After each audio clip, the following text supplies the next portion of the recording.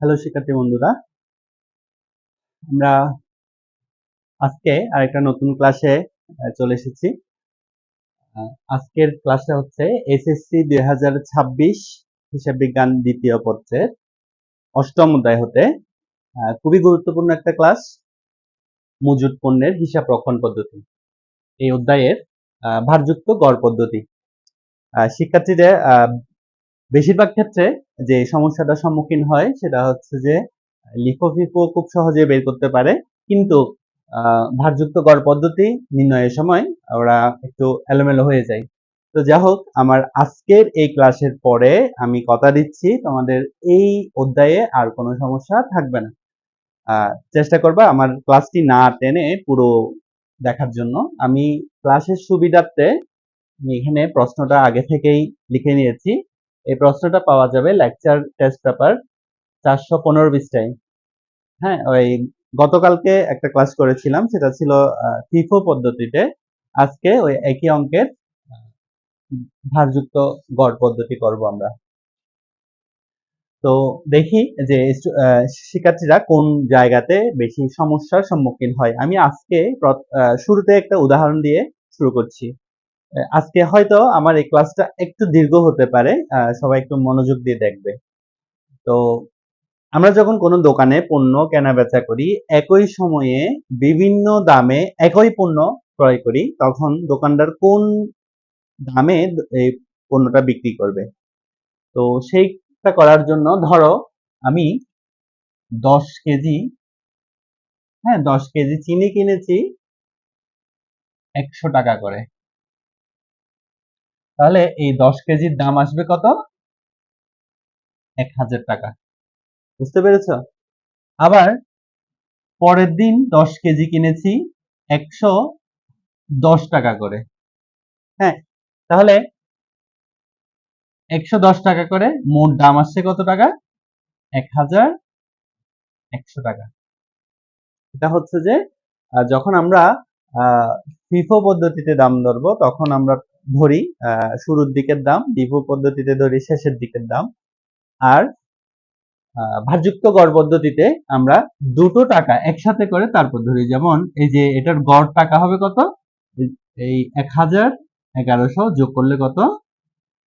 2100 টাকা, ভাগ মোট একক কত ছিল? এই যে 10 কেজি 10 কেজি 20 20 দিয়ে আমরা ভাগ করব। ঠিক আছে?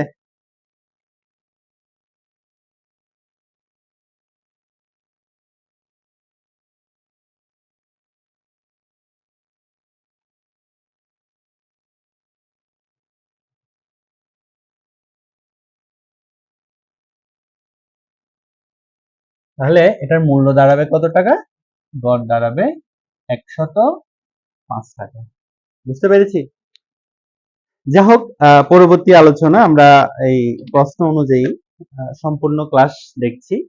দেখি আজকে কতটুকু আমি তোমাদের মনের মধ্যে এই ক্লাস নিয়ে আসতে পারি। আমি আবারও বলছি, আমার আজকের ক্লাসের পরে এই অধ্যায়ে আর কোনো সমস্যা থাকবে না। এখানে প্রশ্নটা আগে থেকে লিখে নিয়েছি, আমি প্রশ্নটা একটু দেখছি। 2025 জানুয়ারির 1 পদ্মা লিমিটেডের 2025 সালের জানুয়ারি মাসের মজুদ পণ্য সংক্রান্ত তথ্য সমূহ। তো প্রশ্ন আছে প্রারম্ভিক উদ্ধৃত 450 একক, প্রতি একক 40 টাকা দরে। তো আমরা শুরুতে এখানে লিখি, আমি তারিখটা আগে থেকে লিখে নিয়েছি সুবিধার্থে, সময় স্বল্পতার কারণে আমি পূর্ব থেকে একটা ঘর করে রেখেছি। যাই হোক, 1 তারিখ লিখবো এখানে।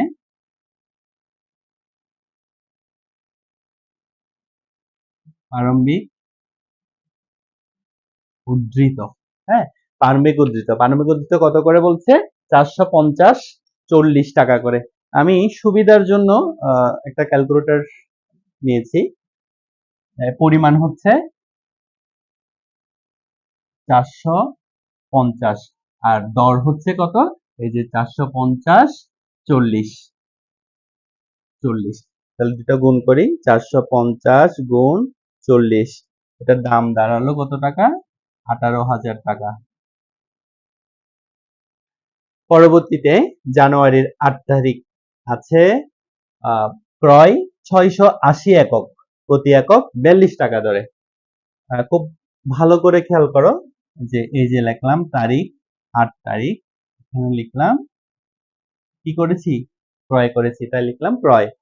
কত একক? 680 একক। এই যে পরিমাণের ঘরে 680। তারপর হচ্ছে কত? একক প্রতি 42 টাকা করে। আমি এই যে এখানে লিখলাম 42 টাকা করে। তাহলে এই 680 গুণ 42 আসে কত? 28,560 টাকা। যে 28,560 টাকা। আচ্ছা, এই যে এখন আমরা যে এই মূল কাজ অর্থাৎ গড় যেভাবে বের করব, গড়টা কিভাবে বের করছি দেখো, 28,560 যোগ 18,000, এই 18,000 যোগ করলে এখানে আসে 46,560 টাকা। হ্যাঁ, আর হচ্ছে এখানে 680 450, 680 যোগ 450 যোগ করলে আমি এখানে পাচ্ছি পরিমাণ হচ্ছে মোট 1130 টাকা। তাহলে গড় দর কত হবে? এই যে এই টাকাকে, মোট টাকাকে এই মোট পরিমাণ দ্বারা ভাগ করব। হ্যাঁ, তাহলে 46,560 ভাগ 1130, তাহলে টাকা আসছে এখানে 41 আমি এখানে 3 সংখ্যা নিব, 2 0 3। কয়টা সংখ্যা নিব? মোট 3টা সংখ্যা নিব দশমিকের পরে। তখন এটা মানে কি নিয়মটা একই থাকবে। তাহলে 8 তারিখের কাজ শেষ। এবার আসো 16 তারিখে। 16 তারিখে কি করেছি? 16 তারিখ ইস্যু করেছি 800 একক, মানে বিক্রয় করেছি। হ্যাঁ, তাহলে এখানে লিখলাম 16 তারিখ ইস্যু। আশা করছি বুঝতে কোনো সমস্যা হচ্ছে না। হ্যাঁ, আমি খুব ধীরে ধীরে বলছি। ইস্যু 800 একক। তো শুরুতে আমি এখান থেকে, যেহেতু এটা লিখেও না ফিফও না, এটা মূল টাকাটা এখান থেকে আমি নিতে পারবো, আমার জন্য কাজটা সহজ হয়ে গেছে। এই যে ইস্যুর বরাবর 800 টাকা হচ্ছে কত পরিমাণ। এখন টাকা কত হবে? তাহলে এই যে টাকা হচ্ছে 41.203। তাহলে এবার গুণ করার পালা। 41.203 গুণ 800, আমি এখানে পেয়েছি 32,962 টাকা। 32,962 টাকা। আর বাকি টাকা কিভাবে করবো? এই যে 1130 থেকে 800 বিয়োগ দিব, 1130 বিয়োগ 800, তাহলে দাঁড়াচ্ছে এখানে 330। হ্যাঁ, কত কত আসে? 330 অবশিষ্ট। তাহলে আর টাকা কত অবশিষ্ট আছে? 46,560 মাইনাস 32,962, তাহলে 13,598 টাকা।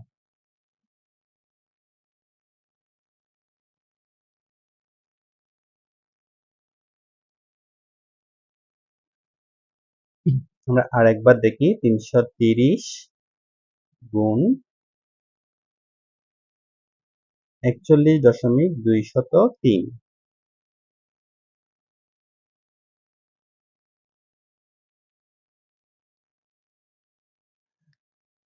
দুঃখিত, আমার এখানে এসেছে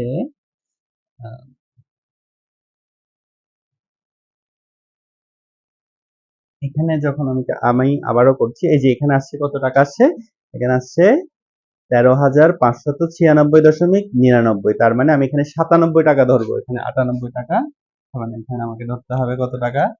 97 টাকা। যেহেতু এই যে 41.203। হ্যাঁ, আচ্ছা, পরবর্তীতে 22 তারিখে আছে 8 জানুয়ারি কৃত পণ্য ফেরত 130 একক। আমি আবারও বলছি, 8 জানুয়ারি কৃত পণ্য ফেরত 130 একক। তাহলে আমি যে পরিমাণ ক্রয় করেছিলাম সেখান থেকে আমি কি করব? বিয়োগ দিব। এখন কথা হচ্ছে যে কত টাকা করে সেটা ফেরত যাবে, তাই তো? এটা আসছে কত তারিখ? 22 তারিখ। হচ্ছে ক্রয় ফেরত। যেহেতু ক্রয় ফেরত বলেছি তাই আমি এইখান থেকে 15টা বিয়োগ করে দেখাবো। আর এখানে 22 তারিখ, খেয়াল করো, 8 তারিখ আমি কিনেছিলাম কত টাকা করে? 42 টাকা করে। তাহলে আমাকে ফেরত দিতে হবে 42 টাকা করেই। তাহলে এখানে 130 একক পরিমাণ হচ্ছে 130 একক, 42 টাকা করে। 130 গুণ 42 তাহলে হচ্ছে 5,460 টাকা। তারপরে 5,460 টাকা। তাহলে অবশিষ্ট কত আছে? এই যে 330 থেকে 130 বাদ চলে গেলে আর থাকে 200। তাহলে একক প্রতি দাম ছিল,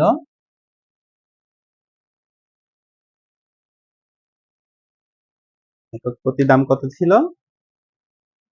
অবশিষ্ট টাকা থাকে কত? অবশিষ্ট টাকা থাকে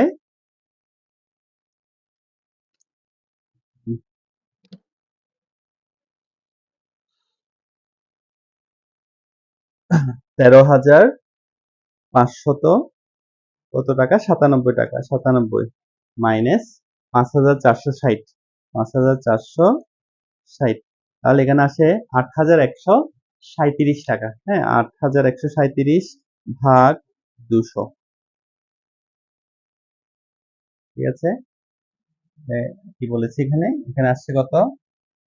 40,000। আমি আবারও বলছি এই 13,000, হ্যাঁ, এই 13,597 বিয়োগ 5,460, তাহলে এখানে আসে 8,137 টাকা।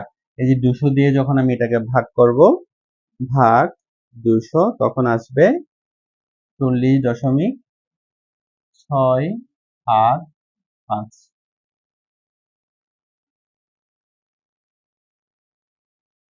40.685। আশা করছি আমরা বুঝতে পেরেছি। পরবর্তী তারিখে 30 তারিখ, 16 জানুয়ারি ইস্যুকৃত মাল ফেরত দেওয়া হলো 50 একক। হ্যাঁ, এটা এটা হচ্ছে কোত্থেকে? কারখানা থেকে ফেরত গিয়েছে। আমি এখানে লিখব